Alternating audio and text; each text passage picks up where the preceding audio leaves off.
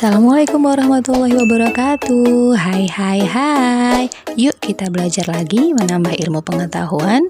Tapi jangan lupa subscribe, like, dan komen. Hari ini kita akan membahas ciri khusus makhluk hidup. Setiap makhluk hidup, baik manusia, hewan, maupun tumbuhan, memiliki cara khusus untuk menyesuaikan diri dengan lingkungannya. Kemampuan ini disebut dengan adaptasi. Jadi, tujuan adaptasi ini adalah untuk mempertahankan hidupnya. Cara beradaptasi setiap makhluk hidup ini berbeda-beda. Ada yang beradaptasi secara morfologi, fisiologi, dan tingkah laku.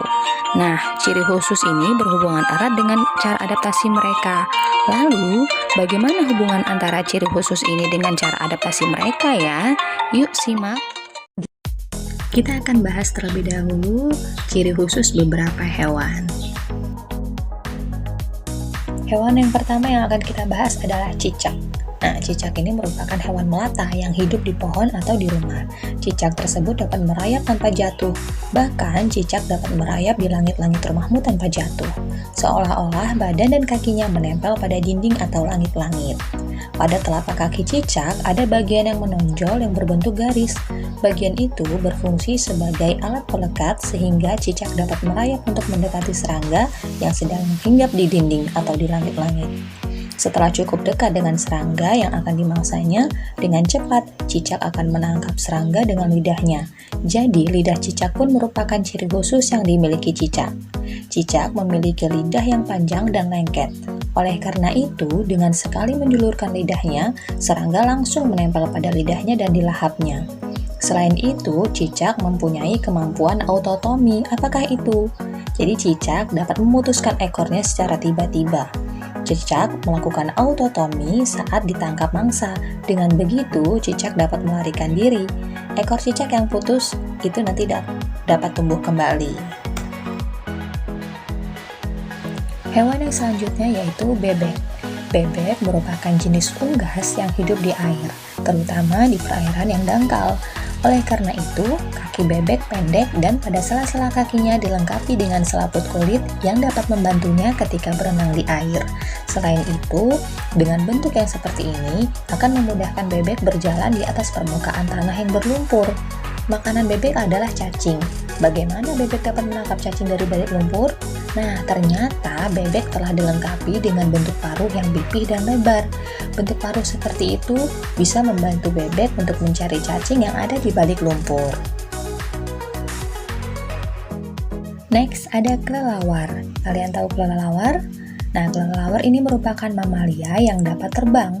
Kelelawar ini biasanya tinggal di gua atau di pohon-pohon yang tinggi. Di samping memakan buah-buahan, ada juga kelompok kelelawar yang memakan serangga dan menghisap madu. Untuk mendapat makanannya, kelelawar telah dilengkapi dengan sepasang sayap. Sayap kelelawar berbeda dengan unggas. Kelelawar terbang dan mencari makan pada malam hari. Pada saat terbang, kelelawar tidak sepenuhnya menggunakan indera penglihatannya. Lalu, dengan bantuan apa kelelawar dapat menentukan arah sehingga tidak dapat menabrak saat terbang di kegelapan malam? Nah, pada saat terbang, ternyata kelelawar ini sesekali mengeluarkan bunyi. Ketika gelombang bunyi itu mengenai benda seperti pohon atau serangga, gelombang bunyi itu akan memantul. Nah, pantulan gelombang bunyi itulah yang akan ditangkap kembali oleh indera pendengarannya yang tajam. Kemampuan ini disebut dengan ekolokasi. Ciri khusus hewan yang selanjutnya adalah unta. Nah, unta ini biasanya hidup di tempat yang kering dan gersang, seperti di padang pasir. Unta dapat meneguk air sekaligus banyak pada saat minum dan disimpan di punuknya yang berisi lemak. Oleh karena itu, unta mampu melakukan perjalanan jauh dan lama tanpa makan dan minum. Lemak pada unta merupakan sumber energinya, jadi punuk unta itu akan berkerut jika kehabisan lemak. Selain itu, unta juga memiliki bulu mata yang panjang yang dapat melindungi matanya dari debu dan pasir. Hewan selanjutnya yang akan kita bahas adalah landak. Jadi landak ini adalah hewan yang unik ya. Jadi landak ini memiliki bulu keras di bagian atas tubuhnya. Bulu landak ini mengandung ribuan duri yang dihasilkan dari otot-otot kulit. Duri-duri tersebut merupakan alat pertahanan mereka. Apabila diserang musuh, landak akan melarikan diri masuk ke sarangnya. Sarang landak berada di dalam tanah. Jika tidak sempat melarikan diri, landak akan menggulung tubuhnya, bulu kerasnya kemudian mengembang. Nah, seluruh tubuh landak pun dipenuhi duri tajam. Duri itu akan menancap pada tubuh musuh yang menyentuhnya. Ciri khusus hewan selanjutnya adalah cumi-cumi. Nah, cumi-cumi ini mempunyai tentakel yang berfungsi sebagai tangan untuk menangkap mangsanya. Kemudian selain itu dia juga mempunyai cairan tinta yang berwarna hitam yang dapat disemprotkan ke arah musuh sehingga pandangan musuhnya terganggu. Setelah tadi kalian menyimak ciri khusus beberapa hewan, sekarang kita akan membahas ciri khusus beberapa tumbuhan. Tumbuhan pertama yang akan kita bahas adalah kaktus. Nah, kaktus ini merupakan jenis tumbuhan yang hidup di daerah kering atau kurang air.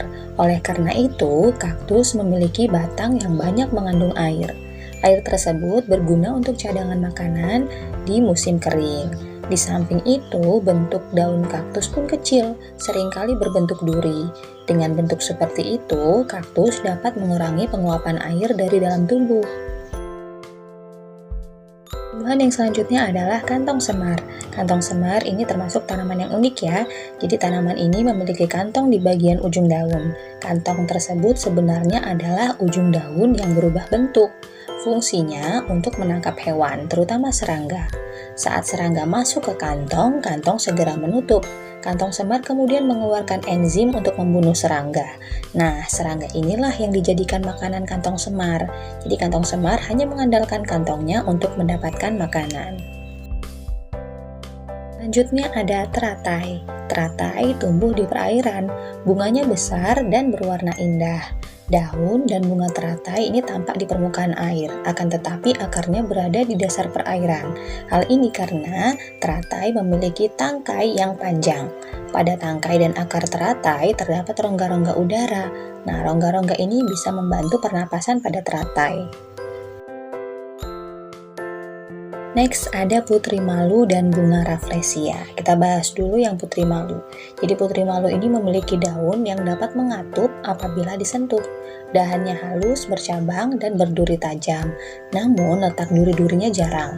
Duri-duri tersebut untuk melindungi diri dari serangan musuh. Jika tanaman putri malu dipotong, umbinya akan bersemi. Bahkan batangnya yang dipotong pun dapat menumbuhkan akar baru. Selanjutnya akar tersebut dapat tumbuh sebagai tanaman baru. Kemudian ada bunga rafflesia. Bunga rafflesia ini merupakan bunga raksasa ya, jadi beratnya ini bisa mencapai 7 kg. Bunga ini mengeluarkan bau busuk. Bau busuk tersebut menyebabkan serangga tertarik dan mendekatinya. Setelah dekat, serangga tersebut dimangsa oleh rafflesia. Selain itu, bunga rafflesia juga memantulkan cahaya. Cahaya ini akan didekati oleh lalat. Jadi ketika lalat mendekat, rafflesia akan memangsanya. Sekian untuk pembelajaran hari ini. Semoga